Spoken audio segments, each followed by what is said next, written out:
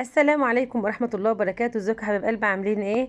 اهلا بكم في فيديو جديد النهارده، وصفة حلوة قوي هتعجبكم من مطبخ النهارده. زي ما انتم شايفين كده هنعمل مع بعض النهارده وصفة حلوة جدا وموفرة، وكمان يعني ما شاء الله قوة الا بالله. ممكن تعمليها باللحوم، ممكن تعمليها من غير اللحوم، ممكن تعمليها يعني إيه وجبة، ممكن فطار، ممكن عشاء، ممكن غدا. تعمليها زي ما انت عايزة. بصوا انا عملتها النهارده وجبة على الغدا معايا، زي ما هتشوفوا دلوقتي كده. ما شاء الله لا قوة الا بالله. البدنجان بتاعنا طازة وجميل وحلو ازاي، زي ما احنا شايفين كده. قلبه من جوه ابيض وحلو. بدات ان انا افتحه كده اهو. طبعا لو انت عامله عزومه او اي حاجه من دي بصراحه هيبقى المنظر بتاعها خرافه جدا على السفره بتاعتك، هتبقى شكلها حلو قوي. زي ما انت شفت شكلها كده على الصوره بتاعت الفيديو من بره، تحفه بجد والله يا حبايب قلب. زي ما احنا شايفين كده جبت البدنجانه بتاعتي، طبعا غسلتها كويس، وبعد كده بدات ان انا اقورها كده من النص، تقويره كده من النص كده بالسكينه. لو انت عارفه تعمليها، مش عارفه ممكن تعمليها بالمعلقه، إيه اللي تعرفيه. المهم ان احنا هنقورها زي ما انتم شايفين كده اهو. تمام كده. وبدات ان انا مش هقورها قوي، يعني هسيب برضو حته فيها كده يعني مش تبقى القشره رقيقه بره، لا هتبقى يعني فيها حته كده برضو معانا زي ما انتم شايفين كده. بصوا اهي زي سمك 1 سنتي كده. تمام كده. تعالوا نعمل مع بعض كمان واحده كده عشان اوريكم عملناها ازاي بالتفاصيل. بصوا قطعناها من النص كده زي ما احنا شايفين اهو. بصوا كده اهو، من النص كده. طبعا البدنجان معايا ما شاء الله. عشان تختاري البدنجانه الحلوه لازم تختاريها تكون طريه كده من بره، ما تبقاش جامده. الجامده دي بتبقى فيها بذر من جوه، ما بتبقاش حلوه.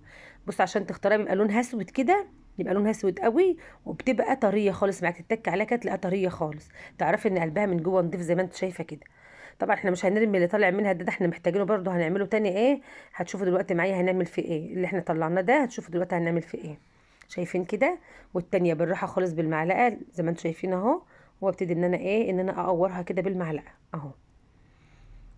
تمام كده يا حبايب قلبي زي ما انتم شايفين اهو. بصوا بس كده خلصناها اهو، وبقت طلعت معانا زي الفل اهي.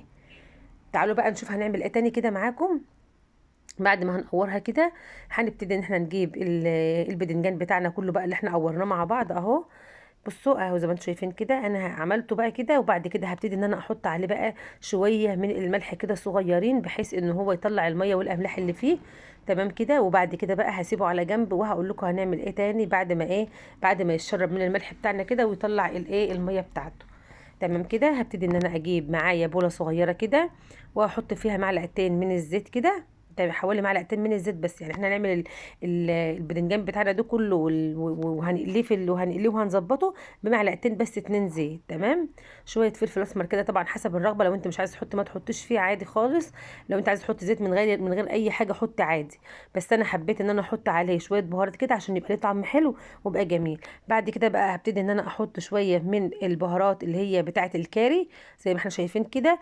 وبرده هبتدي البهارات بتاعه الكاري دي يا حبايب قلبي بتخلي له ريحه طعم جميل جدا. بعد كده بقى هبتدي احط شويه زعتر كده. انا كانوا عندي زعتر ناشف زي ما انتم شايفين كده، بيديله برده طعم وتست حلو قوي.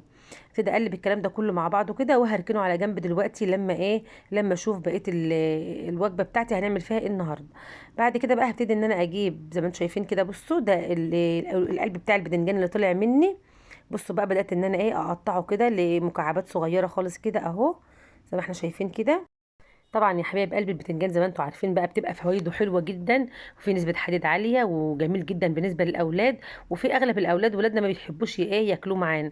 فهنعمله بالطريقه دي بجد بجد هيحبوه جدا يا حبايب قلبي. لو جربتوا الطريقه دي مع اولادكم في البتنجان هيحبوه جدا. بعد ما قطعناه لمكعبات كده صغيره هنبتدي بقى نجيب طماطم. بص بقى اي خضار عندك عايزه تحطيه حطيه.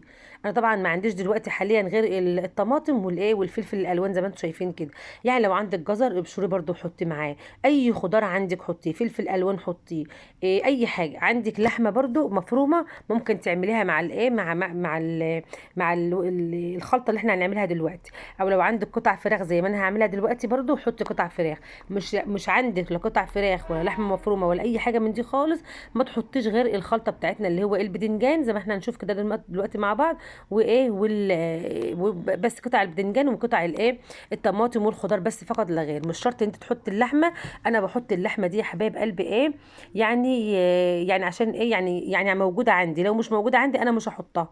يعني دي اختياري مش اجباري. ممكن تعمليه من غير اي خضار او اي لحوم خالص، من غير اي لحوم خالص، لكن تعمليه بالخضار عادي جدا. تمام كده. هبتدي برضو ان انا اقطعها هي كمان كده ليه مكعبات صغيره كده برضو معانا. زي ما احنا شايفين كده بالظبط، مكعبات صغيره خالص اهي. تمام كده. طبعا لو انت مش عندك الفراخ قلنا ما تجيبيش فراخ، عادي ممكن تعمليها من غير فراخ. ممكن لو عندك حته لحمه مفرومه ممكن تعمليها مكان الفراخ براحتك خالص، يعني هي مش لازم يكون فيها لحوم يا حبايب قلبي. تمام. ممكن تحط الخضار بتاعي زي ما انا قلت في بدايه الفيديو بس. يعني ممكن نستغنى هنا عن خطوه الايه خطوه اللحوم، بس في الوقت ده بقى كده لو انت عامله دايت. تمام كده. بتحتاجي معاكي بروتين، فالبروتين بتاعك لازم يكون فراخ او لحمه او سمك او ايه، او بيض مسلوق او كده. فانت بقى لازم تضطري ان انت تاخدي معاكي بروتين. فانا عندي بقى صدر الفرخه ده، فعملته معاه عشان يبقى البروتين بتاعي كامل، يعني ابقى اكل اللحوم مع الايه مع الخضار كده، يبقى ايه الوجبه بتاعتي تبقى متكامله. تمام كده. ده بالنسبه للناس اللي عامله دايت. لكن الناس اللي مش عامله دايت عادي ممكن تاكل بقى. وممكن برضو لو مفيش لحوم وانت عامله دايت ممكن تسلقلك بيضه مع الايه. لازم تاكلي بروتين، لان البروتين هو اللي بيبني الجسم والعضلات يا حبايب قلبي. تمام كده. بعد كده بقى جبت الخلطه بتاعتي اهو، وبدات ان انا ايه ان انا زي ما انتم شايفين كده اعمل بيها البدنجان. طبعا المعلقتين الزيت دول انت مش هتاكلي كل البدنجان ده لوحدك لو انت عامله دايت، يعني ايه انت اصلا مسموح لك معلقتين من الزيت بحيث يبقوا يعني تعملي ليونه كده على الكبد والكلى والحاجات دي، لازم ليكي معلقتين زيت. فهم بيفضلوا ان يبقى زيت زيتون. احنا مش في ايدنا احنا نجيب زيت الزيتون، فبنستعمل ايه الزيت بتاعنا العادي ده. لو انت عندك زيت زيتون يفضل جدا، يبقى حلو قوي قوي مع الايه مع الوصفات بتاعه الدايت. بعد كده جبت بصله بقى صغيره كده وقطعتها قطع صغيره كده. جبت برضو 2 معلقه من الزيت، بس 2 معلقه من الزيت، يبقى احنا استعملنا في الوصفه كلها 4 معالق بس من الزيت. تمام كده.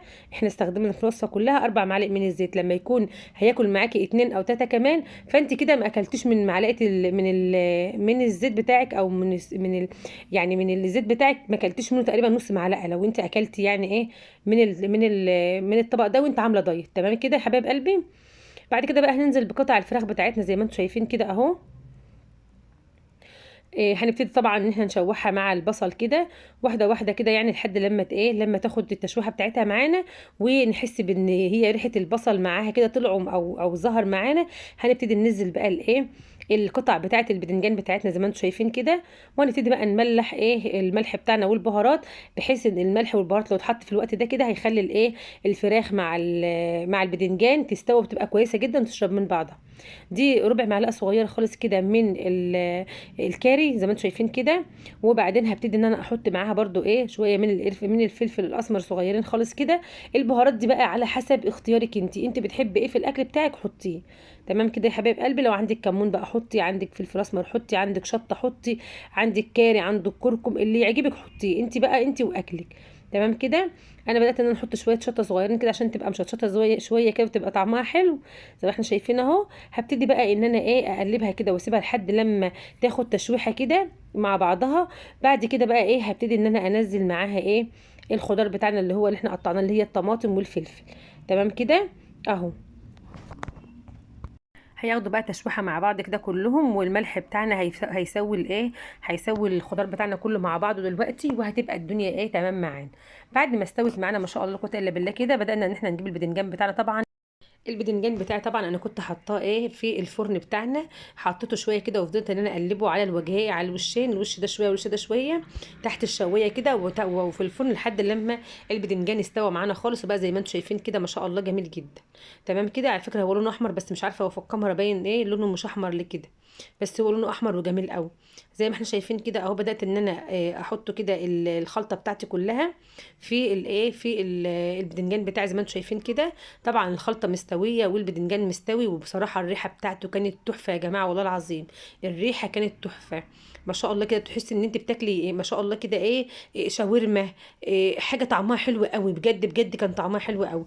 وحطيت عليه شويه جبنه موتزاريلا على الوش كده، وبعد كده دخلناه معانا الفرن. وبعد كده طلع ما شاء الله لا قوه الا بالله زي ما هتشوفوه بالجمال اللي انتوا هتشوفوه دلوقتي ده كده. بصراحه كان جميل جدا وطعمه حلو، وبصراحه كان وجبه كوجبه كامله متكامله ما شاء الله حلوه.